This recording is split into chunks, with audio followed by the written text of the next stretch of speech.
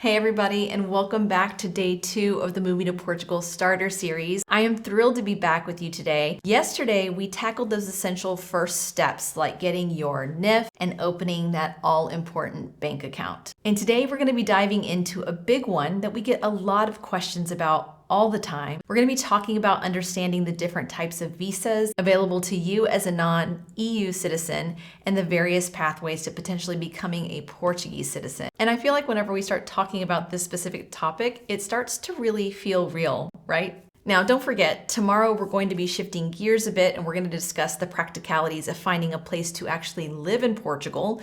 We'll be exploring the age-old question, should you rent or should you buy? So make sure that you check back in for that video mañana, amanhã. Yeah, I'm still working on my Portuguese and my Spanish is mixing in. All right, so let's jump right into the visas. Now, for us non-EU citizens, specifically my fellow Americans, understanding your visa options is absolutely critical.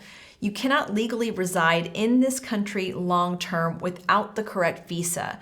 So it's just not going to happen. You can't come here and stay for an unlimited amount of time. There are some restrictions with that. So what are some of the key longer-term visas that you should be aware of? Well, let's start with the D7 visa. And this is often referred to as the retirement or passive income visa. If you've got a steady stream of income from things like pensions or your Social Security or dividends, or maybe even rental income, and if you can meet the minimum income thresholds in Portugal, then this can be a fantastic option for you. It's designed for individuals who can support themselves financially without any need to work in Portugal, whether that be physically or remote job. Then there's the D8 visa, which is gaining a lot of traction and it's often called the digital nomad visa.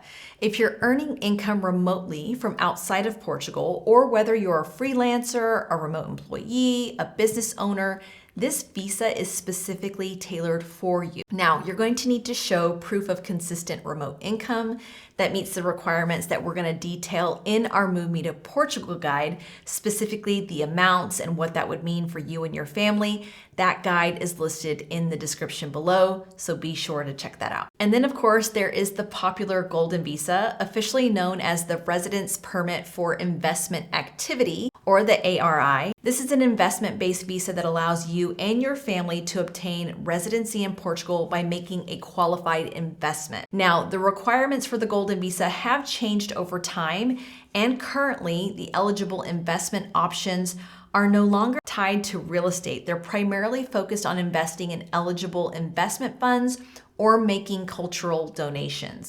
And what's super unique about the Golden Visa compared to some of the other options that we're going to discuss in this visa topic is that for most of the investment options, you don't have to be here physically throughout majority of the year like the other options where you have to be a tax resident in Portugal to see that timeline continue, right? You only have to be in Portugal 7 days out of a specific year. So 7 days across 5 years, that's about 35 days in total to be able to be eligible to apply for Portuguese citizenship. Now, while the D7, D8, and the Golden Visa tend to be the most popular visa options, there are other visa options that I want to make sure that you're aware of, so I'm going to cover them here. So the first is the D1 visa. Those are for people that are looking to move to Portugal to work as an actual employee here. There's a D2 visa, and that's geared towards entrepreneurs and those looking to start a business in Portugal or who have already started a business and looking to incorporate that here. There's a D3 visa for highly qualified professionals like academics and researchers.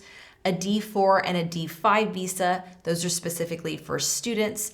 And the D6 visa, which is for family reunification, allowing those that have close family members of Portuguese citizens or legal residents to join them here in Portugal. So you might be sitting back and going, well, I understand this. Why is it so important for me to make this selection now? Well, like I said, you can't just pack up your bags and stay in Portugal indefinitely. You need to have the right visa. And this isn't something that you want to leave to the last minute in terms of decision making. The visa process can actually take time, and depending on your certain circumstances, it can get a little complicated. And so that's why it's really important for you to start researching this specific topic and start planning for it early.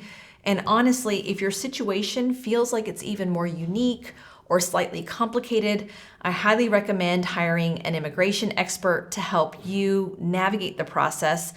Trust me, it can save you a lot of time, it can save you a lot of money, and it can save you headaches down the road. And speaking of headaches, let's talk about the tourist visas. As Americans, we typically can stay in the Schengen zone, which includes Portugal, for up to 90 days within a 180-day period. So 90 days for every half year. But listen, that is a tourist visa. It's not intended for you to stay here on that visa longer term. Overstaying your tourist visa can have some serious consequences, and so you want to try to avoid that. So let's move on to the exciting topic of Portuguese citizenship. Now, this is often a longer term goal for many, but it's also good to be aware of the specific pathways. And the most common pathway to citizenship for our audience is through residency duration. Generally, you're going to need to be a legal resident in Portugal for at least 5 years before you can actually apply for residency, then to citizenship. Now, there are other routes, like through marriage to a Portuguese citizen or having Portuguese ancestry, but for most of us, it's going to be about putting in the time and being a legal resident, a tax resident here in Portugal. And here's the key point: except for the golden visa, you generally need to be a tax resident in Portugal during your residency period. And also keep in mind that at the time that you apply for citizenship, you're likely going to need to demonstrate some level of Portuguese language proficiency, so you want to start practicing that as well. So you might be asking yourself the question, why even consider citizenship? Well, the big one is that you'll get an EU passport, and that opens up a whole world of possibilities in terms of freedom of movement, working and living in the European Union. It's definitely a long-term goal, but it's something to keep in mind as you settle into your life here in Portugal or wherever you decide to be. Now, I know that the visa stuff can feel like navigating an absolute maze, but understanding your options is the very first step towards making your move to Portugal a reality. And that's where we come in. With our Move Me to Portugal guide, it provides you with a way more detailed comparison and breakdown of all 9 different D visas that are applicable for Portugal. We've also put together a very detailed checklist with all of the documents that you're going to need to actually prepare for your visa appointment and additional resources for each of those documents. Trust me, having the checklist is an absolute lifesaver. And we also provide you with expert, trusted resources within the guide for navigating the application process. So speaking of expert resources, our trusted partners include some fantastic immigration lawyers. And what exactly can someone like that do for you? Well, they can help you from everything to getting your NIF, helping you open your bank account, helping you review all of your financial documentation, and making sure that everything is filled out correctly for your visa appointment. Some of them will even show up with you at your IMA appointment here in Portugal if needed. Now, of course, this kind of support comes with a fee, but honestly, knowing what I know now about the amount of support and additional confidence that I could have gained by hiring someone to handle our visa applications, all 4 of us, whenever I was juggling a full-time job, a 60-hour work week, trying to figure out all the visa stuff, scouring the internet for information, I really wish I would have had educated myself more about what a legal partner could have done for us. It just could have been done in a very different way and saved us a lot of stress. So as you can see, navigating the visa process feels like a maze, but understanding your options is the very first step to making your move to Portugal a reality. And keep in mind, our Move Me to Portugal guide provides you with essential information and those crucial connections to immigration experts who can help you choose the right path and avoid those potentially costly mistakes. All right, so tomorrow we're gonna get back together and we're gonna move on to the exciting, yet sometimes challenging topic of finding a place to live in Portugal. We're gonna be diving into the renting versus buying camp and all the things that you need to consider. So make sure that you join us for that, and I'll see you there.